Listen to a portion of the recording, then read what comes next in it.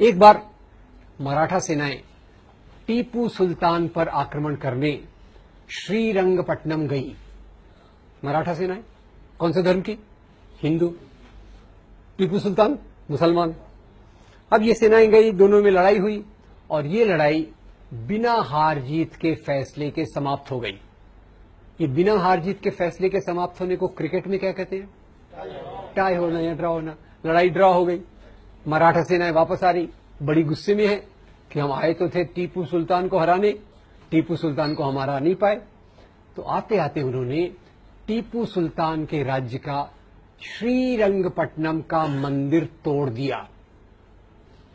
टीपू सुल्तान ने उसकी मरम्मत कराई। मैं बड़ा परेशान हूं। मराठा सेनाओं ने हिंदू मंदिर क्यों तोड़ा? हिंदू धर्म का अपमान करने के लिए या टीपू सुल्तान का अपमान करने के लिए? टीपू सुल्तान का। और टीपू सुल्तान ने मंदिर की रिपेयर क्यों कराई? हिंदू धर्म का उठाने के लिए या प्रजा की भावनाओं का आदर करने के लिए? एक तरफ हिंदू राजा, एक तरफ मुसलमान राजा, दोनों आपस में लड़ते रहते थे, ऐसा हमको एक चित्रण किया जाता है। और इसीलिए अभी आजकल आपके शहर में, जिन लोगों का भी दिल्ली शहर है, अपनी राजधानी में एक और रोड का नाम बदलने की कोशिश हो रही है। कौन सा है वो? अकबर। बोले अकबर मुस्लिम और हमारे महाराणा प्रताप हिंदू, बहुत बहादुर, तो उस बहादुर अपने राजा का नाम वहां देना चाहिए। अकबर अपना नहीं है, वो तो विदेशी है। अब ये देशी विदेशी की परिभाषा क्या होती है क्या नहीं अपन देखेंगे। तो यहां अपन चलते हैं, एक तरफ अकबर है, एक तरफ राणा प्रताप। और अकबर और राणा प्रताप की लड़ाई हुई थी हल्दी घाटी के मैदान में। एक तरफ किसकी फौज है? अकबर की, एक तरफ राणा प्रताप की। आप देखेंगे, आप हैरान हो जाएंगे, अकबर की फौज में अकबर खुद नहीं है। अकबर के बदले कौन है? राजा मान सिंह। हेलो, अकबर के बदले कौन है? राजा मान सिंह। और राजा मान सिंह के असिस्टेंट जनरल जो हैं, वो बड़े प्यारे व्यक्ति हैं कि उनके नाम पे बहुत अच्छी 2 हिंदी फिल्में बनी हुई हैं, शहजादा सलीम, मुगले आजम और अनारकली। राजा मान सिंह कौन थे अकबर के? प्रधान सेनापति। सेनापति नहीं, हेलो, सेनापति नहीं, प्रधान सेनापति। और शहजादा सलीम उनके असिस्टेंट। ये अकबर की फौज हो गई। और राणा प्रताप की फौज में उनके जो सबसे बड़े विश्वस्त थे, उनका नाम था हकीम खान सूर। दोनों तरफ हिंदू, दोनों तरफ हिंदू, दोनों तरफ मुसलमान। तो ये हिंदू मुसलमान की लड़ाई है या 2 राजाओं की लड़ाई है? ये लड़ाई धर्म के लिए है कि सत्ता के लिए? तो जरा अपने प्रधानमंत्री जी को बता दीजिएगा, वो ऐसी उल्टी सीधी क्या फिलॉसफी चल रही, इतनी सरल चीजें हैं और ये लोग समझने से इनकार कर रहे हैं। और यही प्रधानमंत्री जी का नाम आया तो थोड़ा और बता दूं, बुरा मत मानिएगा, उनको बताना मत मेरे बारे में। खैर, अपने प्रधानमंत्री जी आए बंबई, हमारे चुनाव के लिए वोट लेने थे। तो आपको पता है हमारे महाराष्ट्र बंबई में एक राजा बहुत पॉपुलर है। हमारे एयरपोर्ट का नाम, रेलवे स्टेशन का नाम, हमारे बड़े पार्क का नाम शिवाजी। यहां तक कि हमारा वड़ा पाव जो है ना, उसको भी हमने नाम शिव वड़ा पाव कर दिया, तब से वो ज्यादा स्वादिष्ट हो गया। आगे आपको खिलाऊंगा कभी। खैर, उनको वोट लेने थे तो बोले शिवाजी महाराज इतने महान थे कि उन्होंने औरंगजेब का खजाना लूटने के लिए सूरत पर आक्रमण किया। मैं हैरान हो गया। मैं फिर से हिस्ट्री बुक मैंने देखा, औरंगजेब का खजाना दिल्ली में था कि सूरत में था? दिल्ली में था।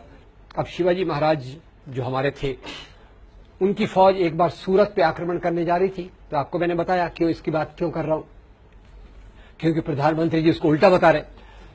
तो जब ये फौज सूरत पे आक्रमण करने जा रही थी तो शिवाजी महाराज ने अपनी फौज को 3 इंस्ट्रक्शंस, निर्देश दिए। ये इंस्ट्रक्शंस क्या थे? पहला इंस्ट्रक्शन था, देखो भाई आप जा रहे हो, रास्ते में हजरत बाबा की दरगाह है। हजरत बाबा की दरगाह को कोई नुकसान नहीं पहुंचना चाहिए। उसके उलट मेरी ओर से हजरत बाबा को ये भेंट, गिफ्ट दे देना। नंबर 2, इसी सूरत में फादर एम्ब्रोस पिंटो का एक आश्रम है। फादर एम्ब्रोस पिंटो के आश्रम को कोई नुकसान नहीं होना चाहिए।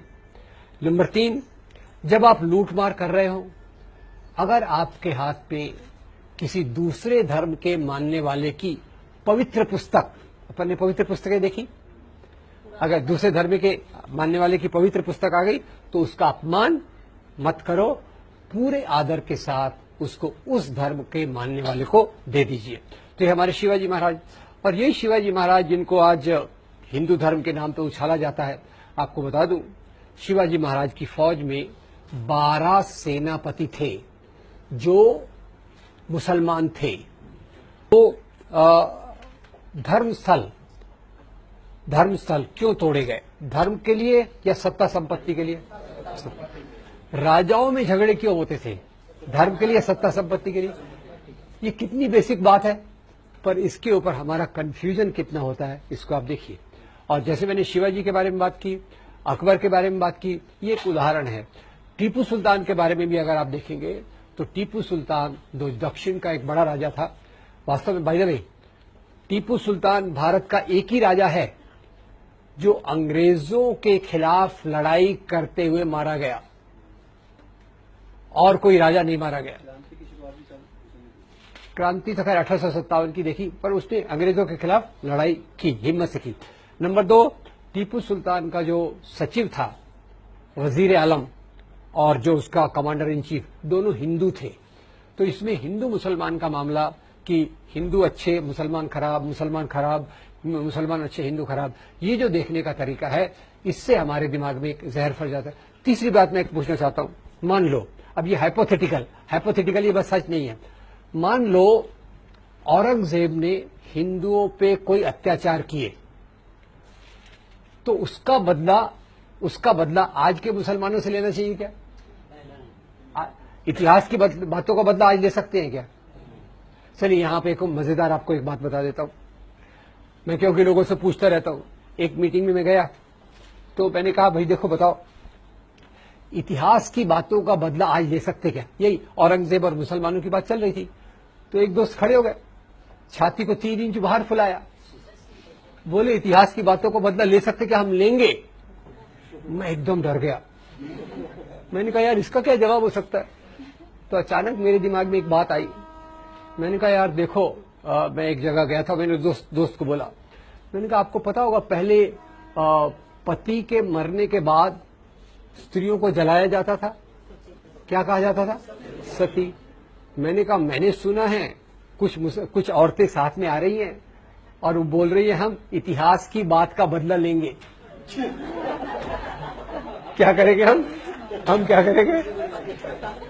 हम सता प्रथा चालू करेंगे। वो दोस्त की छाती 3 इंच बाहर थी ना, 4 इंच अंदर चली गई। मैंने कहा थैंक यू वेरी मच। यार इतिहास है, उससे कुछ सीखना है तो अच्छे से सीखो, अच्छे से उसको देखो, इंसानियत के आधार पर देखो। और जैसा मैंने कहा, इतिहास का सबसे इंपॉर्टेंट पॉइंट ये होना चाहिए कि लोग उत्पादन कैसे करते थे, लोग कैसे जीते थे, उनका शोषण किस प्रकार से होता था। ये शोषण न हो, एक अच्छा समाज बन सके, इसलिए हमको इतिहास को देखना चाहिए। तो मध्ययुगीन काल को एक अंधकार का युग करके अंग्रेजों ने भी प्रस्तुत किया, हिंदू राष्ट्रवादी भी वैसा कर रहे हैं। So this period was also a period of interaction of Hindus and Muslims, Hinduism and Islam, and different type of cultures flourished in this period. So this medieval period, the first point we must know that this was not a period of nation state. और nationalism चालू कब होता है? Nationalism Bharat में चालू होता है अंग्रेजों के आने के बाद। अंग्रेजों के आने के बाद पहले क्या था? नेशन स्टेट था या राजाशाही थी? राजाशाही। तो राजाशाही, और उसके पहले भी अब जाके देखेंगे क्या क्या था। So this whole debate which is going on today is a totally on the false ground. Nation state is a modern phenomenon